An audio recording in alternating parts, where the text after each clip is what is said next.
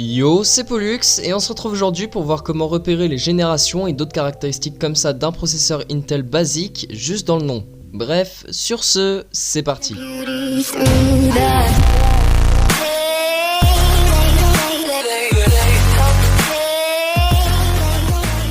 Bon, puisqu'un processeur a souvent un nom compliqué, on pourra savoir à l'avance plusieurs de ses caractéristiques, et on commence du coup par la première, en même temps on va pas commencer par la deuxième. La première caractéristique qu'on pourra remarquer sur un nom de processeur Intel sera la catégorie de processeur. Par exemple Pentium, Core i3, Core i7, etc.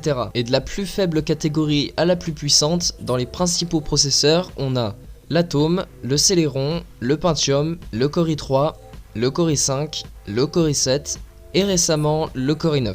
Mais j'aimerais tout de suite clarifier un truc que j'ai déjà trop entendu, tous les Core i7 ne sont pas plus puissants que tous les Core i5 ou autres. Et on va voir ça avec la deuxième caractéristique, mais les nouveaux Core i3 dépassent certains Core i7 et Core i5 en puissance. La deuxième caractéristique, ce sera donc tout simplement la génération du processeur. C'est le premier chiffre du groupe de 4 suivant la catégorie du processeur. Par exemple, si vous avez un Core i3 8100, vous savez donc qu'il est de 8ème génération. Ça peut vous servir si vous savez que vous voulez une technologie précise et qu'elle est sur certaines générations et pas sur d'autres. Vous avez juste à regarder le nom du processeur et vous savez si elle y est ou pas, rien qu'en le regardant. Et pour en revenir au Core i3 étant plus puissant que les Core i7, c'est ce critère qui fera la différence. Si on a un Core i7 de première génération, et donc moins puissant et moins récent, un Core i3 de la dernière génération pourra le dépasser facilement.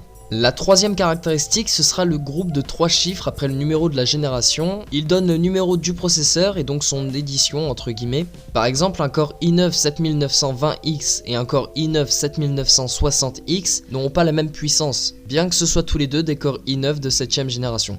Et la quatrième caractéristique, ce sera du coup les lettres derrière le groupe de 4 chiffres. Elles peuvent signifier plein de trucs différents et elles peuvent être très importantes si on veut un processeur pour une utilisation ciblée. Par exemple, un Core i9 7960X veut dire que c'est un processeur avec des performances à l'extrême de ce que peut faire Intel. Et par exemple un Core i7 7900K veut dire qu'il peut être overclocké. Je vous laisse de toute façon en description le site d'Intel sur le sujet de la vidéo si vous voulez voir les différentes lettres possibles ou si vous voulez plus vous renseigner que ce que je dis là. J'ai pas parlé ici des Xeon et de leurs caractéristiques ou d'autres processeurs un peu plus rares pour ne pas avoir une vidéo de 20 minutes. Mais si vous voulez que j'explique plus de choses à ce sujet, demandez-moi, je serai ravi de faire une deuxième vidéo. Bon, maintenant que vous savez ça, je pourrais enfin arrêter d'entendre dans mon entourage: mais tu dis que le processeur-là il est pas bien alors que t'es même pas allé dans les caractéristiques.